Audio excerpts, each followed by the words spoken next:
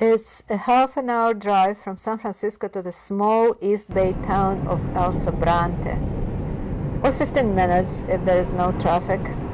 But then, the closer you're to the city, that's how San Francisco called around here, the fatter is the chance that you'll be sitting in traffic on Highway 80. But once you're off the highway, the neighborhoods are low-key and pretty eclectic.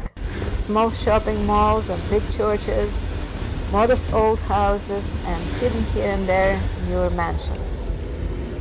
Now, on the side street, we come across a small, easy-to-miss sign for the certified, organic, pick-it-yourself Cloverfield Farm, open for public on weekends.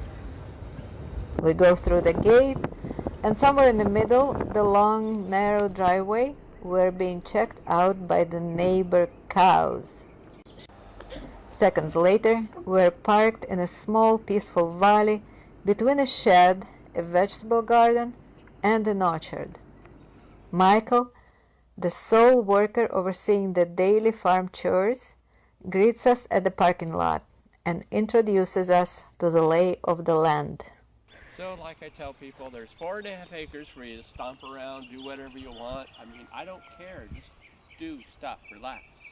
There's the shed where I'm always harvesting and drying things. Okay. Then you've got the orchard itself, where we have just 50 different varieties of fruit-bearing trees. Okay, and there's a map on the gate. The plums right now are green with if you like them like the Pakistanis with a little green with salt, then they're really good. And then we've got the vineyard where we've got 8 different varieties of grapes growing. Then we got the garden where we have 20 beds constantly in rotation like that.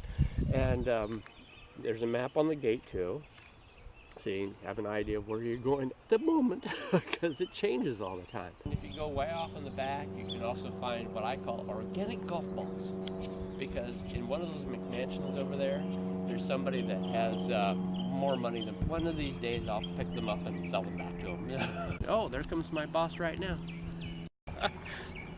They want to film everything. So did you get the tour? Have you been in the garden? This is as far as we've gotten so far. Oh, okay, you just got here. So you can see it's manageable. It's Michael and I that do the garden. We do it part-time. I do it as a hobby, and then I hired Michael to help me. So he tends the garden during the week when I'm not here, and then we open it up on the weekends for visitors like yourselves to come and enjoy the garden, and you pick your own fresh organic. But you don't actually live here? No, I live in Hercules. Oh, wow. Like it's only about a 10-minute drive away.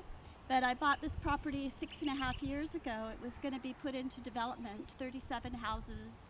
Well, and I know the neighborhood likes to keep the open space, so this is a wildlife corridor. In fact, the deer and the turkeys and all the wild predatory birds, they all come through here. So it's really nice to protect it. And then we intensively organic, it's called bio-intensive style gardening, in the vegetable beds in the garden, and then the orchard on the hillside. So, and then we don't own the animals either. Those are our neighbors. They're pleasant to look so at. the fence line is down at the base, down there, and then up at the top where the eucalyptus trees are. And then it goes back about twice as far as what you can see. It's a total of 4.5 acres. So pretty much it's all garden. There's no house here. Right. The only thing is I built a shed because we needed a Right. shed, and it doesn't have anything other than solar power. So we have a shed, and most of what we do is either we use the animals to, do the weeding for us. We do have a weed whacker, but we mostly use the animals for the grazing. We borrow them from our neighbors. And then all the work in the garden is all done with hand tools. So, and in there we sell some things that aren't fresh, like dried wheat, corn, And t-shirts. beans. We have t-shirts too. Yeah, so if you want a t-shirt, short-sleeved ones are 20, the long-sleeved ones are 25. And I always wear the long sleeve because I'm fair-skinned. So this is how I start my day. I usually arrive right about noonish, yeah. And then these are the tools of the trade that I'll use today. Some clippers. This is a really cool tool called a hori hori. Multi-purpose. It's like a trowel as well as a measuring device. It's a foot long, so it's very handy. And then, so the food supplements, or the supplements, I call them food supplements, to feed the bugs in the soil, are all of these things here. It's organic feather meal, kelp meal, alfalfa, and oyster.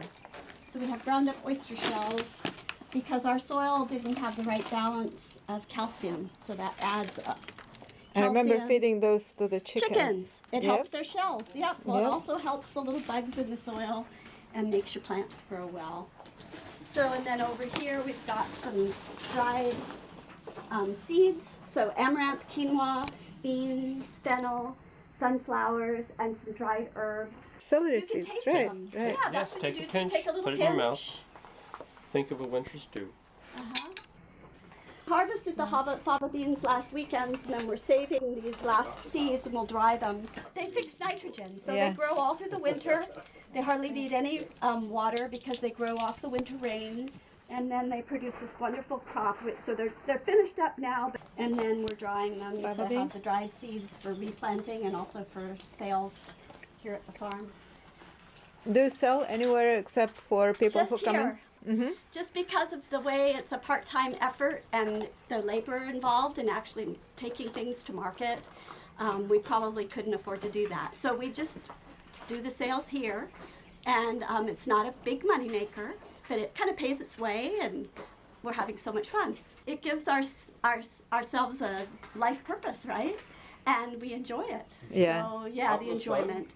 Yeah. Welcome to my office. So that's it. Yeah, Michael comes to work here every It's day. not a bad office to hang out all day, you know? It's not bad. Right. So, I do it by choice. I have another job, during the week, but I'm always like looking forward to the weekend. So if I need exercise and want to be outside, can I come help? Of course. And we have once a season, a volunteer day.